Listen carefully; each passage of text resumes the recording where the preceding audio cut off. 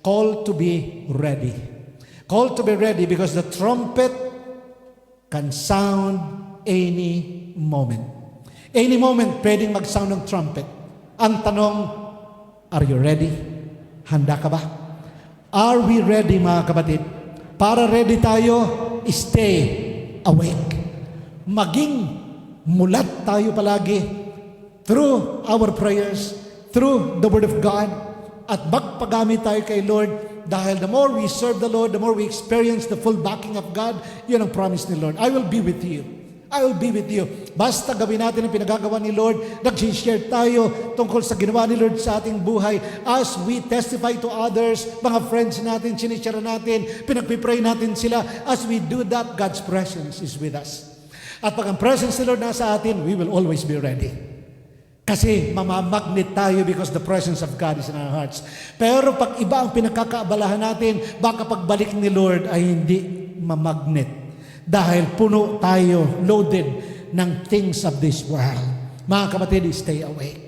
Stay awake by living a holy life and by living out the gospel of our Lord Jesus Christ. Share and share. Pag may opportunity na mag-open ng gawain sa lugar nyo, 2 o 3 kayo, let us know, pupuntahan natin ang lugar nyo, gaano kalayo man. Kaya nga aking pinaplano na yung gagawin papunta ng Arad dahil malayo ang Arad. Anong gagawin, anong route na at malapit ito doon sa Gaza.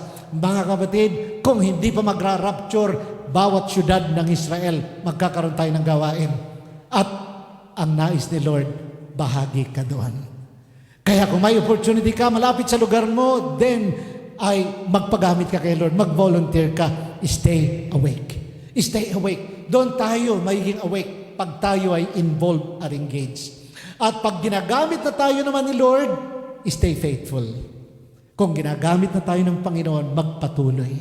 Magpatuloy ng magpatuloy. Kahit minsan ay nakakapagod, kahit minsan nakaka-discourage, kahit minsan ay para bang wala ka ng inner strength, tuloy lang. Because God has promised, He will be with us, even to the end of the age. Mga kapatid, today is the day of salvation. Ito ang araw ng kaligtasan para sa mga tao na dapat maabot pa natin. Yung mga hindi pa sigurado na papasok ng langit na mga kaibigan natin, today is the day that we can pray for them. Na si Jesus pumasok sa heart nila, gumamit ang Lord ng iba't ibang kaparaanan that before it's too late, sila ay maging ready din. Hindi lang tayo. Para pag tumunog ang trumpet from heaven, tayong lahat, kasama ang mga mahal sa buhay natin, reunion sa kalangitan. Reunion sa clouds, sa air. Bakit? Revelation 22:20. Ano ang sabi ni Lord? Surely, I am coming quickly. Ang nagsasalita dito si Lord Jesus 2,000 years ago nung sinabi ni Lord yan. 2,000 years ago. Kaya kung 2,000 years ago, diniklara na ni Lord, surely I am coming quickly. Mga kapatid, ngayon na very clear na ang science, very clear na pwedeng magkaroon ng one currency sa buong mundo. Very clear na pwedeng magkaroon ng one government sa buong mundo because of the technology. Dati-rati parang imposibleng mangyari yon.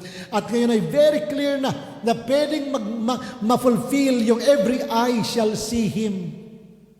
Pagpababa si Lord Jesus, yan na yung after 7 years. After 7 years ng celebration sa heaven, 7 years na tribulation dito, ay literally si Lord bababa na physically. Yan na yung sa Mount of Olives.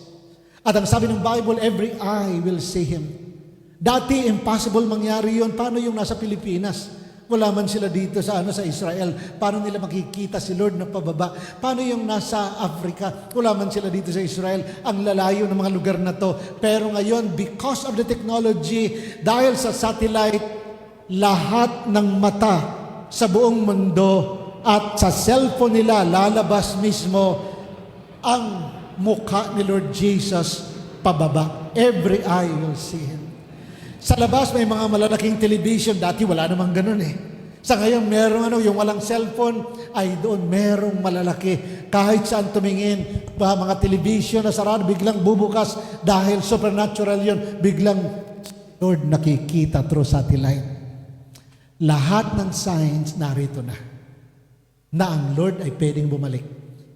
Kung sinabi niya ito noon 2,000 years ago, how much more now?